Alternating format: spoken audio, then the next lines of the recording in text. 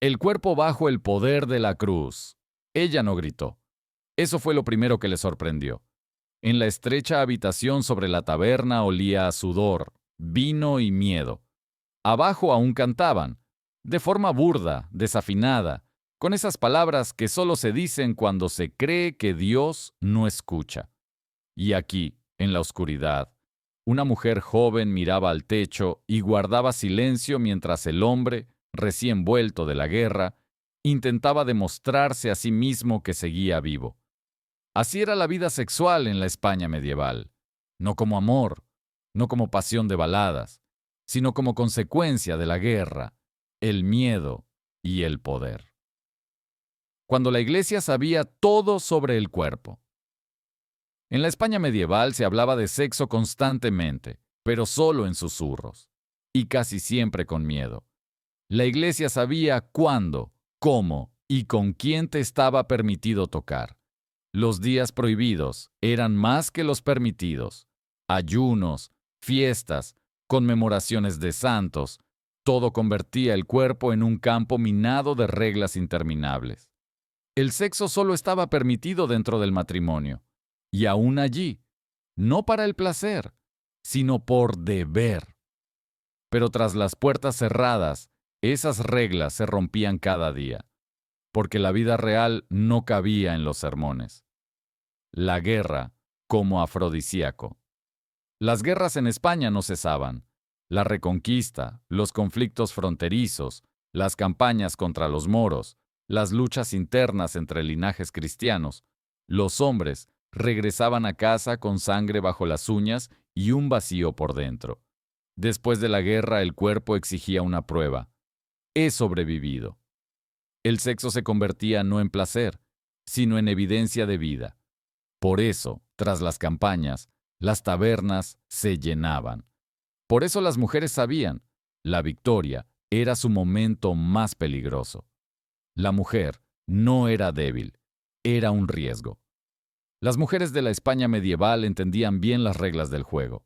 Oficialmente, callaban. Extraoficialmente, controlaban. Criadas, viudas, taberneras, esposas de soldados, todas sabían que el cuerpo podía ser una moneda. Pero una moneda peligrosa, porque después de la noche siempre llegaba la mañana. Y la mañana traía rumores, denuncias, confesiones y castigos. Una sola noche podía destruir un matrimonio, salvar a un hermano de la ejecución o llevar a una mujer al convento no por fe, sino por miedo doble moral. A los hombres se les permitía más, mucho más. Un soldado con amante pecaba, una mujer caía. Un sacerdote sorprendido en la cama era tentado, una mujer sierva del diablo. No era casualidad, era un sistema. El cuerpo femenino cargaba con los pecados de los hombres. Casas, que todos conocían la prostitución en la España medieval, no era un secreto. No se aprobaba, pero se toleraba. Las autoridades municipales entendían algo simple. Si se cerraban los burdeles, la violencia aumentaría. Por eso existían junto a las iglesias. Y los sacerdotes preferían mirar hacia otro lado. Esas mujeres vivían poco, pero recordaban más que todos los cronistas. Sabían quién tenía miedo, quién era cruel, quién fingía ser justo, y ese conocimiento las hacía peligrosas. El cuerpo como pecado y como arma. El sexo en la España medieval siempre estaba cargado de tensión, no por el deseo, sino por el miedo. Miedo a quedar embarazada, miedo a ser descubierta, miedo a que alguien se lo contara a quien no debía. Cada contacto era un riesgo, cada noche, una apuesta. Y aún así, la gente volvía a ello una y otra vez. Porque en una época donde la muerte era cotidiana, el cuerpo seguía siendo la única prueba de que aún eras humano. Pero esto era solo el comienzo. Porque cuanto más iglesias y prohibiciones aparecían, más oscuros se volvían los deseos. Y en la siguiente parte, esa tensión empezará a desgarrar el tejido de la sociedad. Las habitaciones, donde nacía el poder, aprendió a no mirar a los ojos. no por vergüenza, sino por miedo. En la España medieval, la mirada de una mujer podía interpretarse como un desafío, una tentación o una confesión de culpa. Por eso la mayoría de las mujeres miraban hacia abajo, o a un lado, o a través de las cosas. Y precisamente en ese silencio nacía la verdadera intimidad, peligrosa, tensa, siempre al límite. La cama como extensión de la política. Lo que ocurría en los dormitorios a menudo decidía más que las resoluciones de los consejos. Las amantes de hombres influyentes conocían las noticias antes que los embajadores. Las esposas de los jefes militares oían hablar de campañas antes de que sonaran las campanas. Y las viudas, las más subestimadas, sabían escuchar mejor que cualquier escribano. El sexo no estaba separado del poder, era su continuación. Una noche podía cambiar el destino de una ciudad. Una frase después, quebrar a una persona. Cuando los hombres temían su propio deseo. La mayoría de los hombres vivían en un conflicto constante. El cuerpo deseaba, la fe prohibía, y la guerra rompía cualquier promesa. Soldados, caballeros, incluso sacerdotes.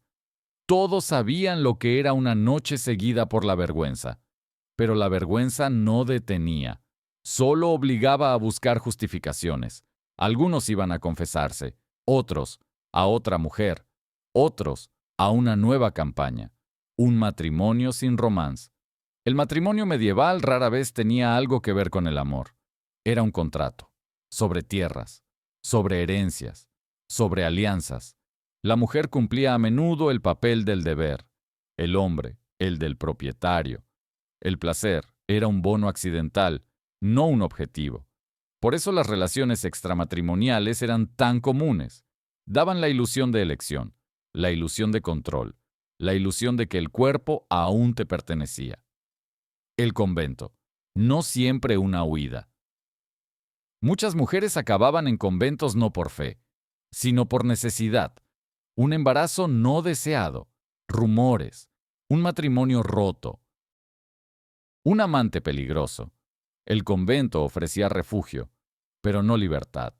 Incluso allí el cuerpo no desaparecía. Se ocultaba bajo la tela, pero los pensamientos permanecían, a veces, más intensos que en el mundo tras los muros.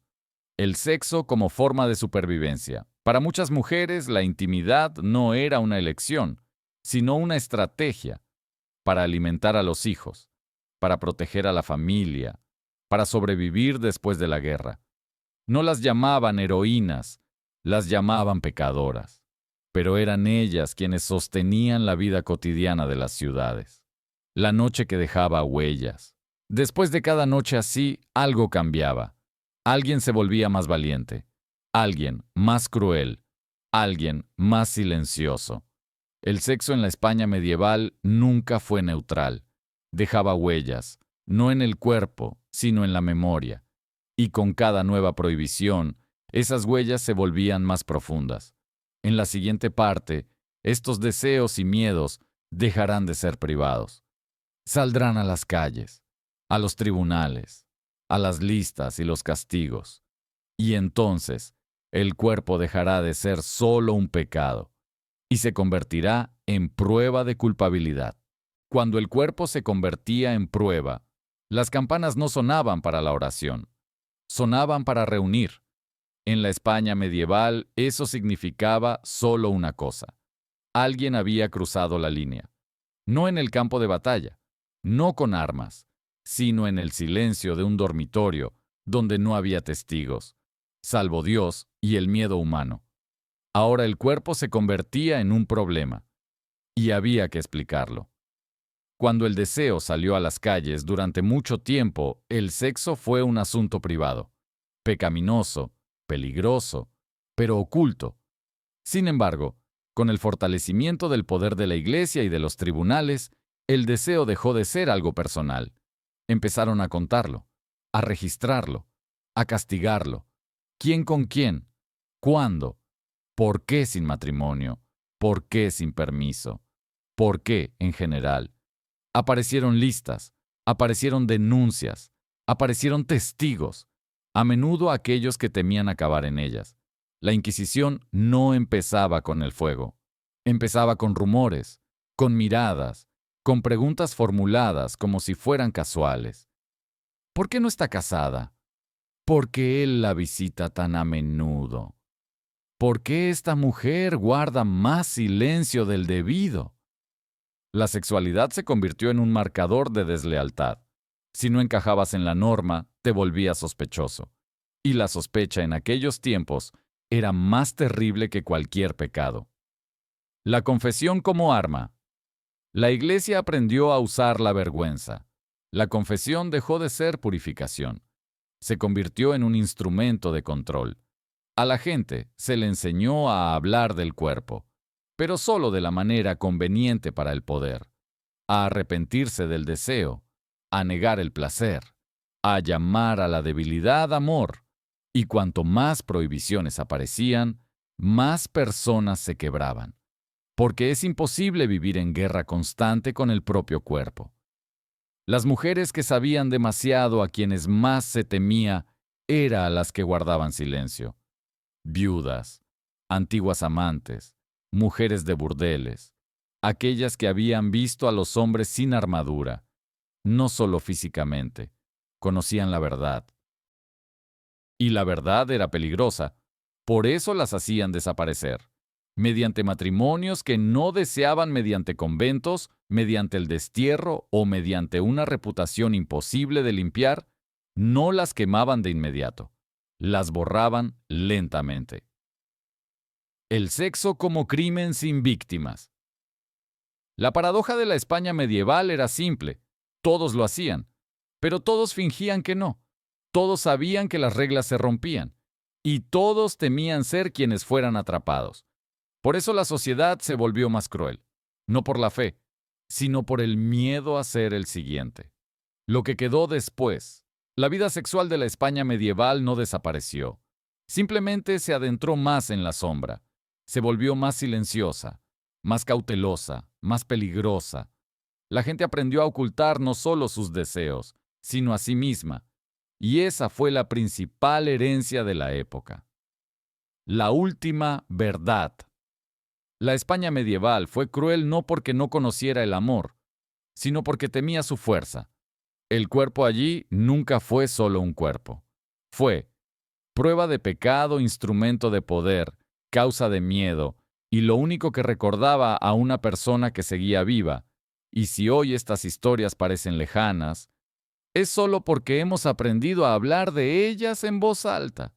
Entonces, por ello, se pagaba con silencio, y a veces, con toda una vida.